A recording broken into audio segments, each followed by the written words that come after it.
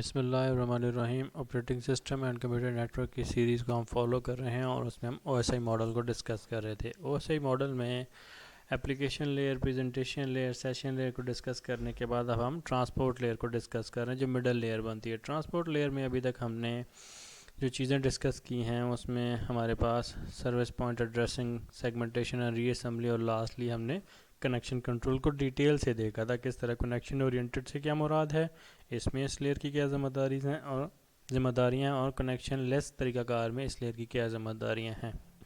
अब last 2 points हमारे पास हैं जिसमें हम डिस्कस करते हैं कि फ़्लो कंट्रोल से क्या मुराद है और एरर कंट्रोल से क्या मुराद है। फ़्लो कंट्रोल से मुराद ये है, सिंपल तरीन अल्फाज में अगर आपको बताया जाए तो फ़्लो कंट्रोल में ट्रांसपोर्ट लेयर की ये जिम्मेदारी होती है कि वो इतना ही डाटा सेंड करे जितना रिसीवर उस पर्टिकुलर टाइम पे एक्सेप्ट कर सकता है। अगर हम बात करें फ़्लो कंट्रोल की तो उसमें transport layer perform flow control end to end rather than across a single link, यानी कि एक तरफ से डाटा सेंड नहीं किया जाता बल्कि दोनों तरफ ये देखा जाता है। फ़्लो कंट्रोल से सिंपल अल्फाज में मुराद ये होती है कि कंप्यूटर ए जो है जो डाटा सेंड कर रहा है उतना ही डाटा सेंड करे जितना बी रिसीव कर सकता है। एट टाइम T1 अगर वो हम कहते हैं कि 5 KB का डाटा हैंडल कर सकता है तो उसको 5 KB का डाटा दिया जाएगा। एट टाइम T2 वो 15 KB का डाटा हैंडल कर सकता है तो उसको मज़ीद बढ़ा के 15 KB कर दिया जाएगा। फिर एट टाइम T3 अगर वो 3 KB पे आ जाता है, 3 KB फिर 17 KB फिर 2 KB, जिस तरह से जितना डाटा रिसीवर हैंडल कर सकता है एक टाइम पे वो रिसीव कर सकता है। ये डिपेंड करता है रिसीवर की सिचुएशन पे, तो उसके अकॉर्डिंग डाटा को सेंड करना ये फ़्लो कंट्रोल कहलाता है। अगर रिसीवर की कैपेसिटी से डाटा ज़्यादा सेंड हो जाएगा तो वो बाकी डाटा रिसीवर रिसीव नहीं कर सकेगा और वो डाटा ज़ाया हो जाएगा और सेंडर को रीट्रांसमिट करना पड़ेगा, और डाटा ज़ाया होने से नेटवर्क ट्रैफिक ख्वामखा इंक्रीज़ हो जाएगा और कोलिजन के चांसेस मज़ीद बढ़ जाएंगे, नेटवर्क की परफॉर्मेंस मज़ीद डाउन हो जाएगी। और अगर डाटा जो है वो रिसीवर की कैपेसिटी से कम सेंड किया जाएगा तो फिर हमारे पास पोटेंशियल लॉस हो रहा है, यानी कि जितनी काबिलियत थी डाटा रिसीव करने की उससे कम डाटा सेंड कर रहे हैं, पोटेंशियल लॉस हो रहा है जिसकी वजह से डाटा सेंड करने में मज़ीद देर होती जाएगी, और जितनी देर होगी तो रिस्पांस टाइम हमारा इंक्रीज़ हो जाएगा। अगर हमने अगर किसी बंदे ने इंटरनेट पर कोई फ़ाइल डाउनलोड करनी है तो फ़ाइल डाउनलोड करने में अगर वो हमारे कंप्यूटर की कैपेसिटी के अकॉर्डिंग उससे कम डाटा हमें दे रहा होगा तो हमारा डाटा देर से डाउनलोड होगा, तो हमें बददिली पैदा होगी उस वेबसाइट के लिए और उस एप्लीकेशन के लिए बददिली पैदा होगी कि यहाँ पर तो डाटा बहुत देर से डाउनलोड होता है, तो हम कस्टमर लूज़ कर सकते हैं। तो फ़्लो कंट्रोल में ज़रूरी है कि ना सिर्फ हम डाटा को एक्यूरेटली सेंड करें बल्कि यूज़र की कैपेसिटी के अकॉर्डिंग सेंड करें ताकि वो उसको प्रॉपर तरीके से हैंडल कर सके। अगली चीज़ है एरर कंट्रोल। अब हम देखते हैं कि जो डाटा है हमारे पास वो 1 और 0 की फॉर्म में है और पैकेट की सूरत में डिवाइड हो चुका है। अब होता ये है कि जो भी डाटा 1 और 0 की सूरत में है, तो अगर हम चाहे वायर्ड तरीके की बात करें या वायरलेस तरीके की बात करें, तो केबल की बात करें तो केबल में से भी 1 और 0 तो नहीं गुजर रहे होते। जो तार है उसमें तो 1 और 0 नहीं गुजर रहे, उसमें तो अल्टीमेटली करंट नहीं गुजरना है। किसी तार में से 1 और 0 फिजिकली तो नहीं गुजर रहे होते, उसमें से तो करंट गुजर रही होती है। या वायरलेस तरीके की बात करें तो हवा में हमें 1 और 0 ये तो ट्रैवल करते हुए नज़र नहीं आते, लेकिन हवा में सिग्नल्स, वेव्स, लहरें तैरती हुई होती हैं। अब होना ये है कि जो डाटा हमारे पास 1 और 0 की सूरत में मौजूद है, ये मैं आपको बता रहा हूँ एरर कंट्रोल क्यों ज़रूरी है, ये टेक्निक्स हमने क्यों लगानी है, पहले तो ये समझ लें। होता ये है कि जब हम डाटा सेंड करेंगे वो अगर वायर्ड तरीक़ाकार है तो वो लहरों की सूरत में, सिग्नल्स की सूरत में कन्वर्ट हो जाएगा। करंट के सिग्नल्स, वेव्स की, करंट के वेव्स की सूरत में वो डाटा कन्वर्ट होना होता है। अब वो वेव्स हमने बना दी, एनालॉग वेव्स हमने बना दी, अब वो वेव्स बना दी वंस और ज़ीरोज़ की फॉर्म में, कैसे बनती हैं इस डिटेल में नहीं जाते। अब वो वेव्स ट्रैवल करेंगी, लहरें ट्रैवल करेंगी, प्रेजेंस ऑफ करंट और एब्सेंस ऑफ करंट वो कैसे होता है उसको छोड़ देते हैं।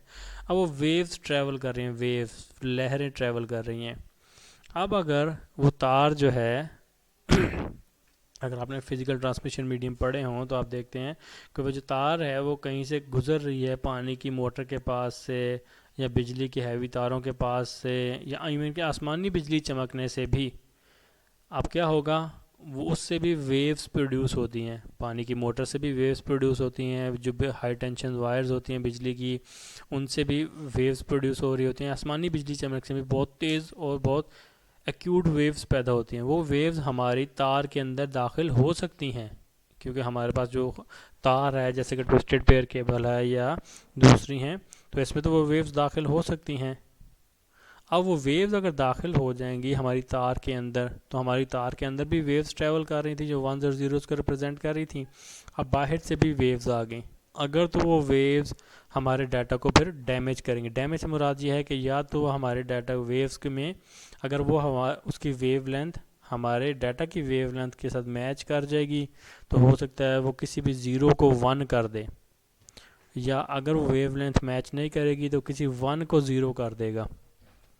यानी कि दोनों सूरतों में बाहर से आने वाली वेव्स जो हैं वो हमारे डाटा को ख़राब कर देंगी। अगर हमने किसी लेट्स सपोज किसी वॉर लाइक सिचुएशन में डाटा सेंड किया था और डाटा जो हमने भेजा था वो येस का था, और कोई एक बिट चेंज होने से वो डाटा नो का बन जाता है, तो कितनी बड़ी इसमें प्रॉब्लम आ सकती हैं। एक बिट के चेंज होने से भी डाटा का पूरी की पूरी हैत बदल सकती है, येस नो में नो येस में बदल सकता है, एग्जाम्पल के तौर पर हम कह रहे हैं।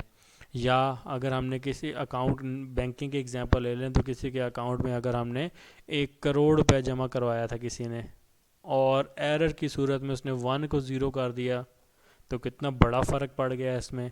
तो छोटी सी एक बिट भी बहुत ज़्यादा प्रॉब्लम क्रिएट कर सकती है। अब होता ये है क्योंकि सेंडर और कंप्यूटर दोनों एक साथ तो बैठे हुए नहीं हैं, सेंडर एक दुनिया के एक कोने में हो सकता है, रिसीवर दुनिया के दूसरे कोने में हो सकता है, तो इसलिए ज़रूरी है कि कोई ऐसी टेक्निक फॉलो की जाए, कोई ऐसा मैकेनिज़्म बनाया जाए कि जिससे पता चल जाए कि जो सेंडर है उसने जो डाटा सेंड किया था वो रिसीवर ने वही डाटा रिसीव किया है।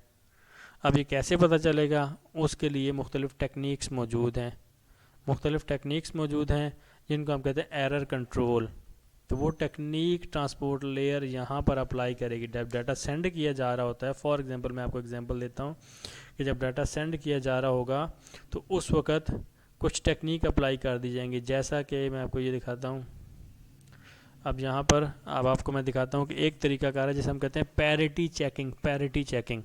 उस तरीकाकार में ये होता है कि हम जो डाटा भिजवाया जाना होता है, फॉर एग्ज़ाम्पल ये हमारे पास डाटा जो भिजवाया जा रहा है, अब इसमें अगर आपको नज़र आ रहा है तो यहाँ पर ये लेट्स सपोज हम कहते हैं कि हमने ये डाटा भिजवाना है 01000010, ये डाटा हमने भिजवाना है। जब ये डाटा भिजवाना है तो हम क्या करेंगे, इस डाटा में नंबर ऑफ़ वंस को काउंट कर लेंगे। नंबर ऑफ़ वंस को कितने हैं, 1 2, 2 वंस हैं, इवन बनते हैं, तो उन्होंने क्या किया, इस डाटा के साथ ज़ीरो लगाकर भेज दिया। ये रेड वाला ज़ीरो हमने खुद से लगाया है, ये इस चीज़ की निशानी है कि भिजवाए जाने वाले डाटा में नंबर ऑफ़ वंस 2 थे, इवन थे।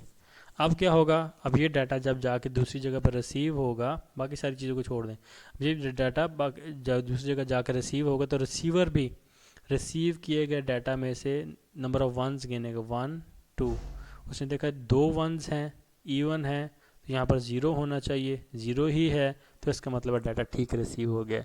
अगर रास्ते में कहीं पर कोई बिट चेंज होती, कोई 0 1 हो जाता है, कोई 1 0 हो जाता है, तो क्या होगा, वो जाकर गिने जाएंगे नंबर ऑफ़ वंस। वो अगर यहाँ पर 1 हो गया था तो गिने जाएंगे 1 3 हो जाएंगे, ऑड बन गए उस फार्मूला के मुताबिक, यहाँ पर ऑड के फार्मूला के मुताबिक यहाँ पर 0 नहीं, वहाँ पर 1 होना चाहिए था। जब हम बात कर रहे हैं इवन पैरिटी में नंबर ऑफ़ वंस अगर इवन हो तो 0 लगा दिया जाता है, और नंबर ऑफ़ 1 अगर ऑड हो, जैसा कि निचली एग्जांपल में है, तो आखिर में 1 एक्स्ट्रा हम लगा देते हैं। तो अब डाटा गिना जाएगा, नंबर ऑफ़ वंस गिन के इस कोड के साथ मैच किया जाएगा, मैच होने पर पता चल जाएगा डाटा ठीक रिसीव हुआ है या नहीं। इसी तरह से और भी हमारे पास टेक्निक्स मौजूद हैं, ये एक टेक्निक की मैंने आपको बात बताई है।